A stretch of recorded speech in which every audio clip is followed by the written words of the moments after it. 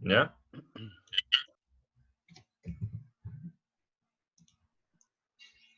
Para empezar, estas son las patologías que normalmente se presentan en la laringe. No son un poquito menos comunes, pero hay.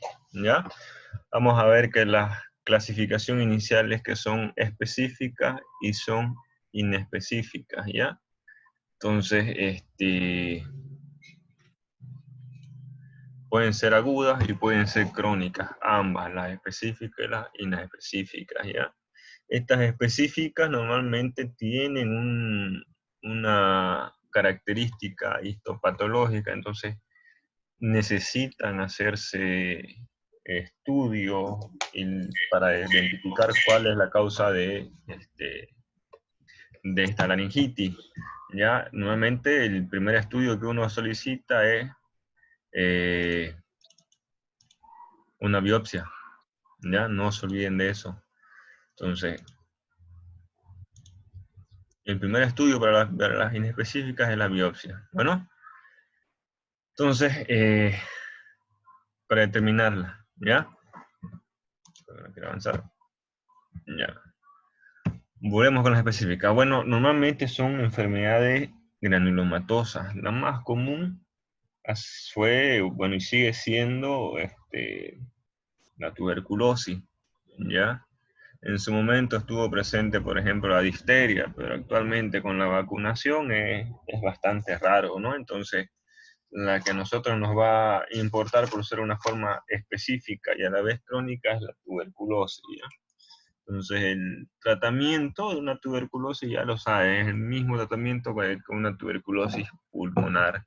En algunos casos se requerirá un procedimiento quirúrgico, si es que hubiera obstrucción, si es necesario hacer una traqueostomía, porque el cuadro es muy avanzado, etc. Lo mismo para la difteria, ya saben, ¿no? El tratamiento que es vacunación, en algunos casos el soporte vital, los antibióticos, eritromicina, ampicilina, etc.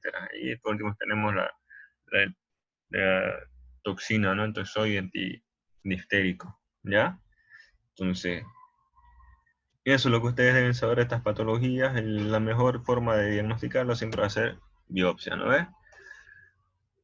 Ahora aquí tenemos las inespecíficas. Estas sí son las que nosotros vamos a observar a diario en la práctica clínica, ¿no? Las formas agudas y formas crónicas.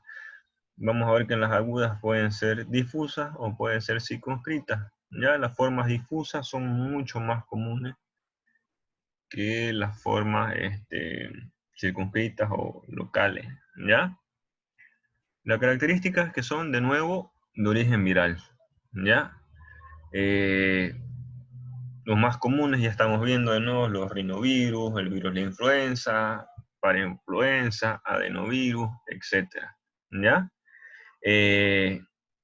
¿Cuál es la característica de los virus? Es que estos directamente atacan las células del paciente, de la persona huésped, ¿ya? Entonces no hay un cuadro que tarde de incubación, como en el caso de las bacterias, ¿no? Que necesitan un tiempito para empezar a replicarse y causar la laringitis bacteriana, ¿ya? Sea por el germen que sea. Entonces, en este caso, el mismo tejido de la laringe empieza a replicar el virus y causa la laringitis. Como les digo de nuevo, la mayoría son de origen viral, pero estas causan alteraciones de nuevo en las características de la mucosa de la laringe que nos facilitan a que se sobreinfecten por una bacteria. El más común es el neumococo, entonces en ese caso nosotros tendríamos que dar un antibiótico. Bueno, entonces, mecanismo de contagio, gotas de flujo, vía aérea, ¿ya? Estar cerca de una persona que está con los síntomas, signos, etc. ¿Ya? La clínica, de nuevo, es inespecífica, ¿no? Inicialmente, febrículas, escalofrío, sequedad, dolor. Algo que es característico de las laringitis es esta tos seca, ¿ya? La disfonía, ¿está bien? Es muy difícil revisarlo a estos pacientes. ¿Por qué? Porque están más sensibles. Para hacer una revisión indirecta o con espejo, el paciente puede tener náuseas, ganas de vomitar. ¿Ya? Entonces, por eso es que es importante tener el cuidado, las precauciones, anestésicos locales, ¿no es? Normalmente son benignos, tienen buen pronóstico. La característica es que a los días, cuando se contamina con una bacteria, empiezan a tener un cuadro de tos productiva purulenta. Ya, esa es la característica. Normalmente inicial es eh, un catarro, por así decirlo, con secreción acuosa, ¿ya? Pero cuando se presenta tos productiva, purulenta, amarillenta, verdosa, es que ya hay sí o sí un germen y necesitamos iniciar un antibiótico. El germen más comúnmente asociado es el Haemophilus influenzae. Tenemos después neumococo, Neisseria catarrhalis. Las complicaciones de esta laringitis son la bronquitis, la bronquiolitis y en algunos casos la bronconeumonía. Están en la vía aérea, vías aéreas bajas, ¿no? En la parte superior de estas vías ya son propensos a que por continuidad lleguen hasta inferiores, ¿ya? El tratamiento va a ser sintomático, ya saben, ¿no? Dar antipiréticos, antiinflamatorios, eh, mucolíticos, ¿ya? Los antibióticos solo en aquellos casos que vemos que ya hay secreción purulenta, ¿no ves? Vacunas, existen vacunas para algunos de estos virus que causan resfrío, ¿ya? Ayuda bastante, mucho más, de nuevo, en personas con, eh, con patologías de base, ¿no? Diabéticos, obesos, eh, hipertensos, etcétera, ¿ya? Son esas vacunas estacionales que cada año se tiene que cambiar, tiene que comprar la nueva vacuna. Vienen de 4 a 6 tipos distintos de cepa, en algunos casos pueden encontrar hasta más. Bueno, las laringitis circunscritas. Estos son cuadros donde la causa, o más bien el, el- el cuadro que afectan ya no es en toda la laringe, ¿ya?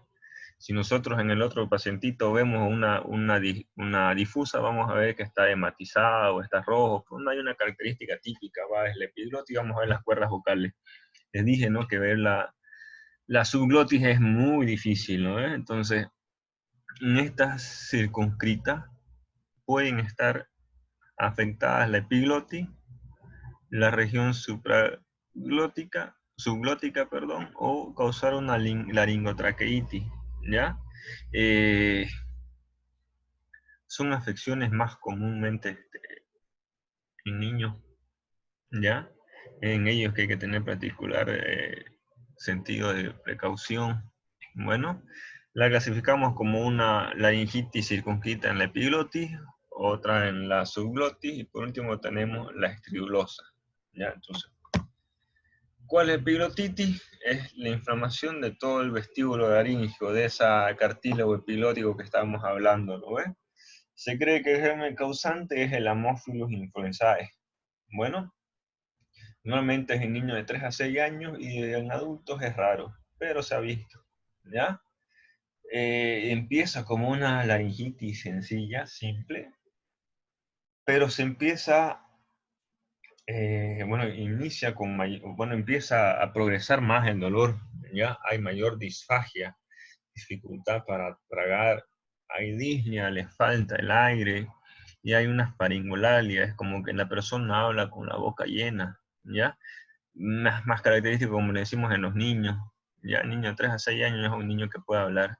Entonces, se ve un gran edema en toda esa parte superior de la epiglotis que obstruye la glotis y es peligroso, pues, ¿no?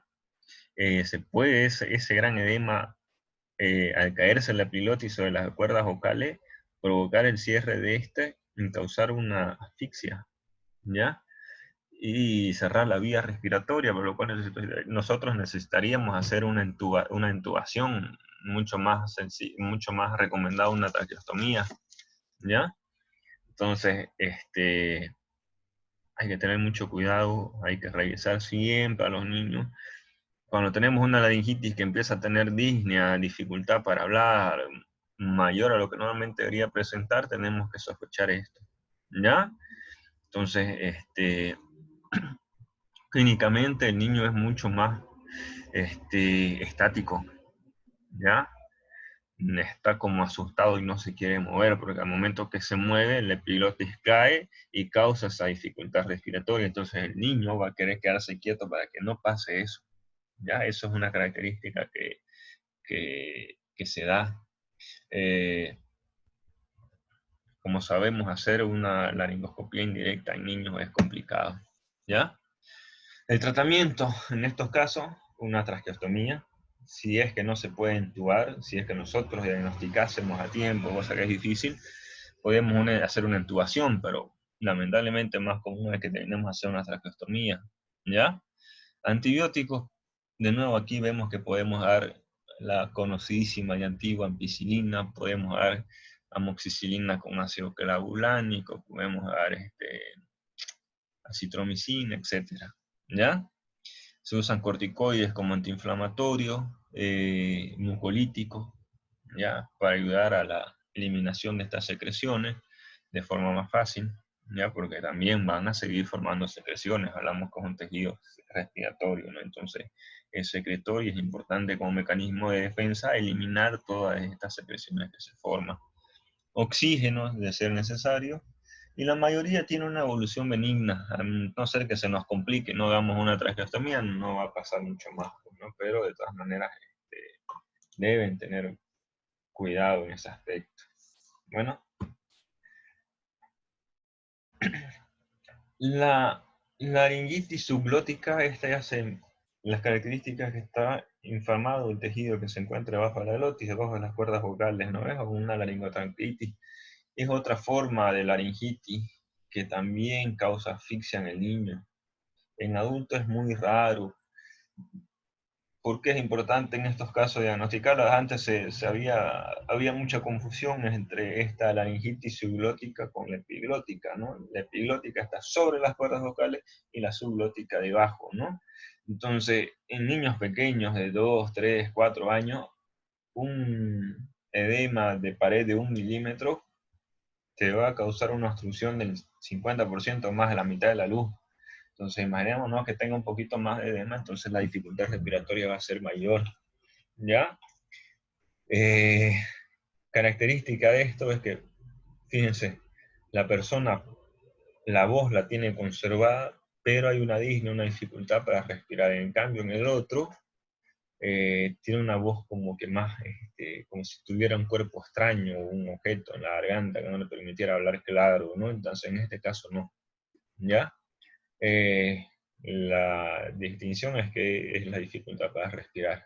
Bueno, tratamiento igual, vamos a dar analgésicos, antiinflamatorios, antibióticos y en algunos casos valorar la realización de la traqueostomía, que incluso es difícil. ¿Por qué? Porque ya hablamos que hay un edema en el sitio en que nosotros vamos a hacer la traqueostomía. Si se puede entubar y pasar ese sitio de obstrucción, belleza, pero de nuevo es difícil, mucho más difícil en los niños, ¿no? Ya van a ver cuando hagan su internado de qué diámetro es un tubo de intubación orotraqueal o nasotraqueal para un niño, ¿no? Tiene como 4 o 5 milímetros apenas. Entonces, no es lo mismo que intubar a un adulto, ¿no? Tiene sus complicaciones, incluso para hacer una traqueostomía es difícil. Los cartílagos son muy blanditos y podemos terminar causando más daño que bien en estos casos, ¿ya? Una complicación de esta es la laringotraqueitis, conocido como el croup verdadero, ¿ya? Esta inflamación de la tráquea se puede difundir hasta los bronquios y causarnos una bronquitis. El germen normalmente asociado a esto es el estreptococo. Bueno, y de nuevo vemos aquí lo que es la traqueostomía. No siempre nos lo va a resolver, nos va a ayudar, nos va a dar un poquito de tiempo porque aquí necesitamos sí o sí el tratamiento clínico. Corticoides como antiinflamatorios, si quieren podemos darle un antiinflamatorio no esteroideo Los antibióticos sí o sí, eso también está indicado. Oxígeno suplementario y mucolíticos. Bueno,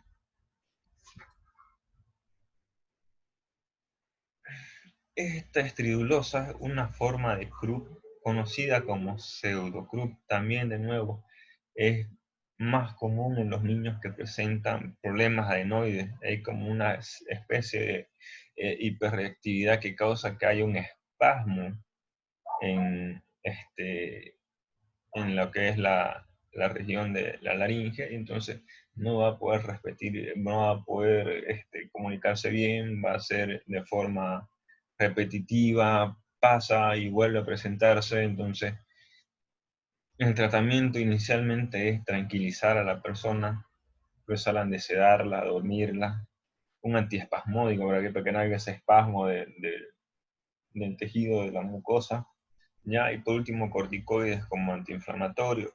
Se ha visto que la extirpación de los adenoides tiene demuestra una mejoría en estos casos. No está muy claro por qué, pero sucede, ¿ya? Entonces, eh, es otra cosa que tomar en consideración a estos niños, ¿no? Que tienen problemas respiratorios por adenoides y que presentan de golpe una dificultad para respirar. Entonces puede estar haciendo un pseudocruz, ¿ya?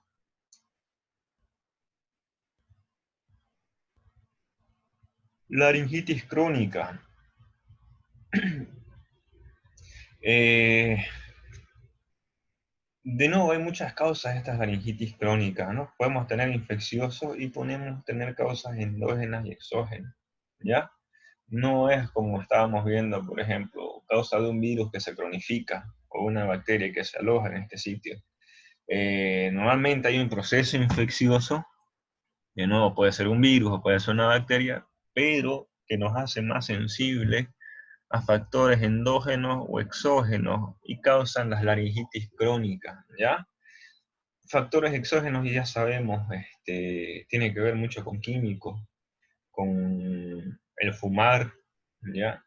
Exposición laboral a ciertos productos irritantes, humo, etcétera, ¿ya? Son condiciones que tengamos, que nos van a presentar una laringitis mucho más si nosotros estamos cruzando con un cuadro respiratorio viral que normalmente es benigno, pero nuestro trabajo nos va a llevar a una complicación, una forma crónica, lo mismo que los factores endógenos. De nuevo, enfermedades sistémicas, ¿no? Constitución, hábitos corporales, ya sabemos, diabetes, obesidad, la constitución, si es una persona delgada, es más gordita, etcétera, ¿ya? Es importante también ver que muchas de las personas que tienen enfermedad por reflujo gastroesofágico, Herger, hacen laringitis, ¿ya? Hacen bronquitis, hacen neumonía a repetición, ya les dije, ¿no? Vuelve por el esófago y llega a vías respiratorias inferiores, irrita la epiglotis, abre la glotis, entonces hacen este tipo de neumonía, ¿ya? Otras formas de laringitis crónica son las funcionales, ¿ya? Personas que hablan bastante o no hablan de buena manera, entonces son formas difíciles de tratar. ¿Por qué? Porque nosotros necesitaríamos que esa persona descanse. Muchas veces no pueden descansar y necesitan seguir hablando porque eso le exige su profesión y su profesión es su forma de sustento de vida, pues, ¿no? Entonces, eh, hay que enseñarles a hablar, por ejemplo, ¿ya? A no estar gritando, a saber modular la voz, etcétera. Entonces, hay especialistas que hacen eso, ¿ya? Tenemos los fonoaudiólogos que ayudan a hacer un tipo de fisioterapia para ayudar con esto, hay ejercicio, etcétera, ¿ya? Entonces, es otra forma crónica de laringitis. Estas laringitis orgánicas pueden ser simples, pueden ser hipertróficas o pueden ser atróficas, ¿ya? Las simples se presentan como una laringitis viral, ¿ya? un catarro, un resfrío, entonces va a haber un edema, pero no hay un cambio en la mucosa, va a haber esta eutrófica, por así decirla, ¿ya? Entonces, en las formas atróficas hay disminución de esta la mucosa, la hipertrófica está aumentada, ¿ya? Después tenemos las laringitis funcionales, la que estábamos hablando, ¿ya? La simplocatarral, de nuevo, es una forma irritativa, ¿ya? Puede estar asociado al tabaco. El fumar nos va a causar que este simple proceso inflamatorio se complique, ¿ya? Hay momentos donde hay una parte asintomática y hay otros donde hay tos y expectoración, ¿no? Quizás tengan, todos nosotros conocemos una persona que fuma bastante, ¿no? Y van a ver cómo les cambia la voz, empiezan a toser, incluso el timbre, el tono les cambia, se hacen más roncos, tienen una voz un poquito más gruesa. Ya cuando fuman bastante empiezan a tener esa expectoración, entonces los hace también más sensibles al contraer otro tipo de infecciones. ¿Ya? El tratamiento es sintomático de nuevo, ayudar a eliminar la expectoración, si hay ligero edema, dar un antiinflamatorio, etc. ¿Ya? Importantísimo lo que es el abandono del tabaco. Bueno, y una solución no es, por ejemplo, usar estos vaporizadores en vez de cigarro, ¿no? Se ha visto también que estos vaporizadores son dañinos, incluso tienen formas mucho más graves que el tabaco, muchas formas fulminantes. Entonces, no porque se lo vendan diciendo que es una alternativa, está bien, ¿ya? Tiene que cuidarse también de eso. En laringitis atrófica, nuevamente hay una hipoplasia de la mucosa, ¿ya? De nuevo hay una sensación de sequedad. Normalmente es por las mañanas, la persona no puede hablar, ¿ya? Está como ronca, por así decirlo, ¿ya? Tratamiento es sintomático, se puede dar mucolítico, fluidificante, se pueden hacer nebulizaciones igual, mejoran de cierta manera, ¿está bien? Se indica que, que la administración de vitamina A pudiera ayudar, pero no estaba demostrado. El clima ayuda bastante a que se presente o disminuya en estos cuadros.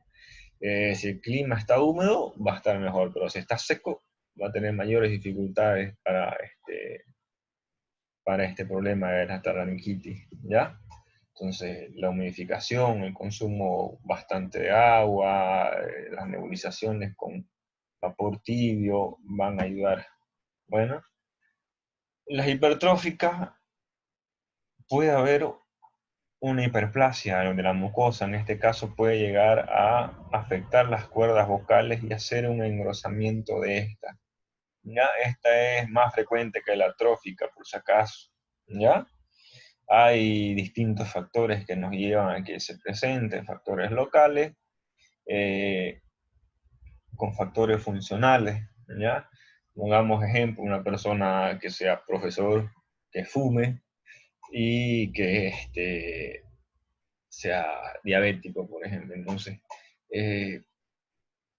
esté expuesto, por ejemplo, los antiguos profesores usaban bastante la tiza, ¿no? Para el pizarrón, entonces también tenía sustancias, contiene sustancias que son irritativas. Y muchos de estos profesores antiguos tenían dificultades, tenían laringitis hipertrófica, y en muchos casos quedan con secuelas importantes donde no pueden ni hablar. Entonces, llegar a ser malignas estas lesiones con el tiempo, se pueden hacer resección de las cuerdas vocales, etcétera, ¿ya? Hay periodos fluctuantes también, periodos donde están bien y periodos donde no lo están. Entonces, de nuevo aquí vemos ¿no? Si el paciente es profesor y necesita estar dando clases, ¿cómo lo vamos a hacer? Reposar, lo vamos a operar, por ejemplo, y quizás no pueda expresar. Doutor, perdona-me interromper, doutor. Eu vou sair, eu vou me quedar em uma carretera. Creio que vai sair eu vou me quedar fora da internet. ¿Sí? Ya está bien, mándeme su mensaje por el grupo de chat. Ya. E eu já lo mandei de Souza Alencar Moacir. Bueno. Bueno, ya. ¿Dónde estamos? Todo paciente que fuma y que está con disfonía necesita hacerse una laringoscopía, entonces, ¿ya? Entonces hay que tener cuidado que no vaya a degenerar en una forma de cáncer, cáncer laríngeo, cáncer de pulmón. Ustedes saben que por fumar hasta se pueden hacer estériles, ¿no ves? Entonces, ya saben, no al cigarro, yo no fumo, por ejemplo. Tratamiento médico, suprimir irritantes, si estamos en un ambiente donde manejamos químicos, etcétera, usar máscara, ventilar el lugar, etcétera. Si somos viejitos, somos personas con problemas de salud, necesitamos vacunarnos contra la gripe estacional, ¿ya? Si ya estamos en el pleno patología, en pleno proceso, antiinflamatorios, mucolíticos, ¿no? No nos vamos a medicar, por favor, no se automediquen ustedes. Siempre háganlo bajo la vigilancia de un médico, no vayan a hacer que se tomen corticoides o se hagan colocar en vena, como podría ser intramuscular, ¿no ves? O quizás puede hacerse de forma tópica, así que no lo hagan ustedes, no se automediquen, peor en estos casos de forma de laringitis crónica, ¿ya?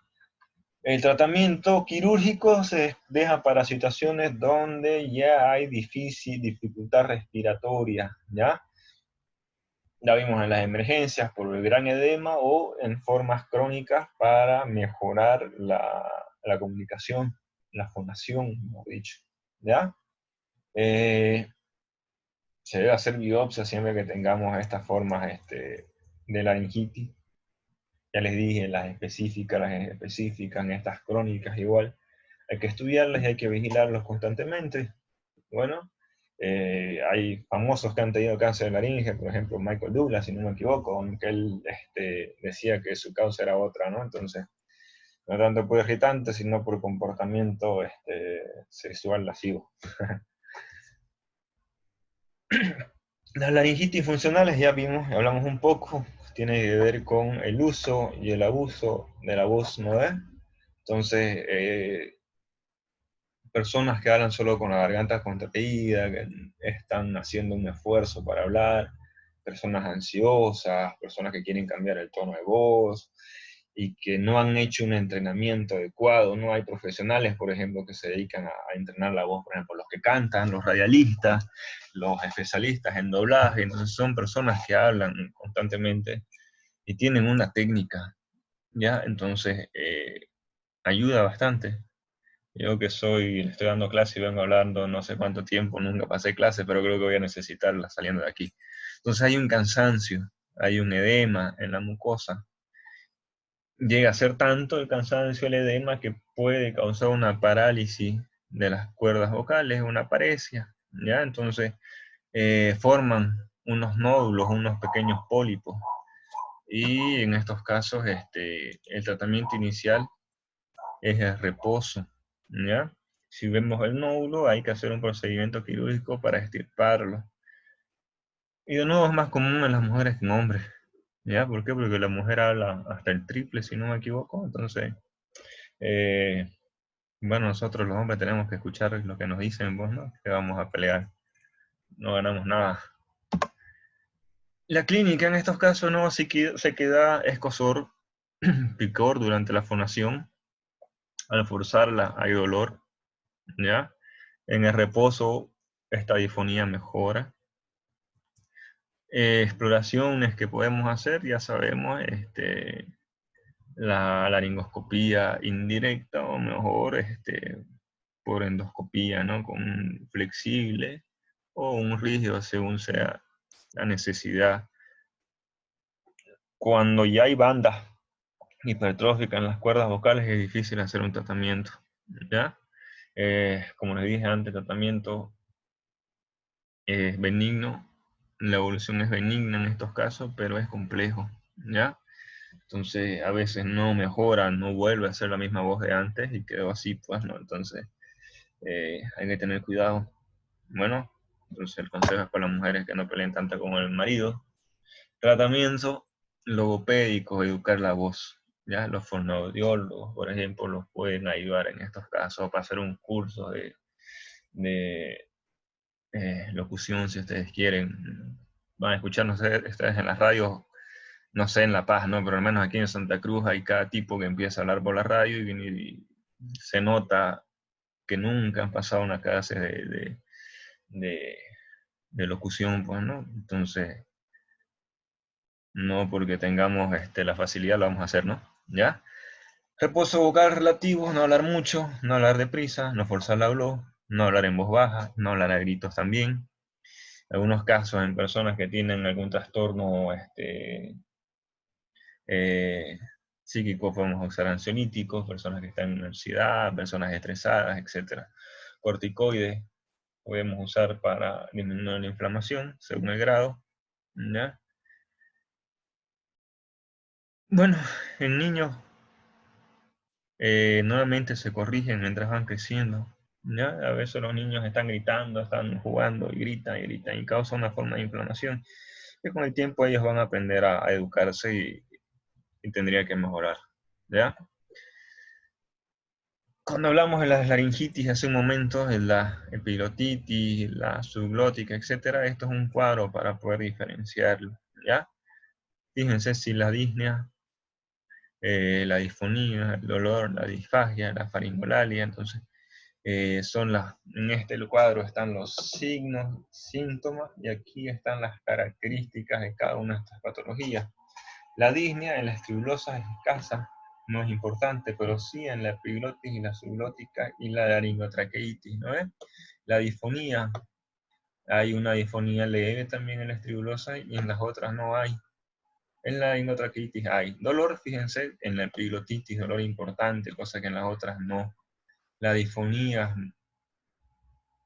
la disfagia en la epiglotitis también, perdón, la faringolalia, entonces la epiglotitis es una patología con un cuadro mucho más florido, ¿ya? Entonces, revísenlo un poquito en su casa y bueno, yo creo que se nos va a acabar la hora.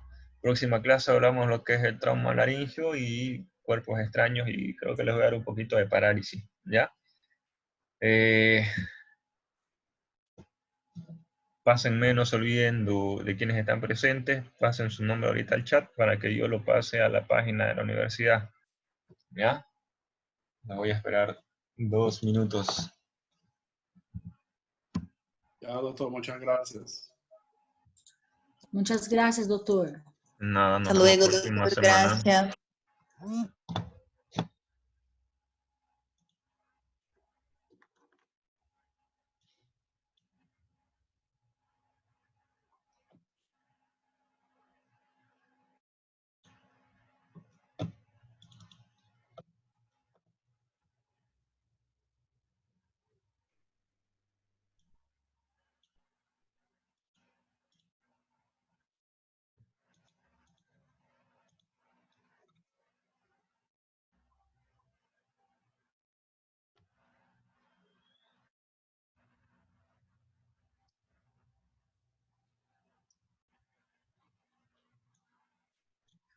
María Isabel Mendoza.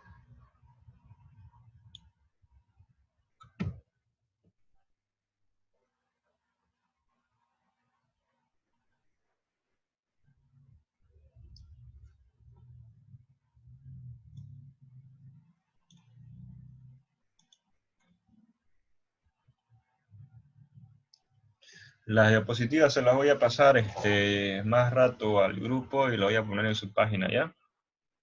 En la página de la universidad. Nadie más falta, ¿no?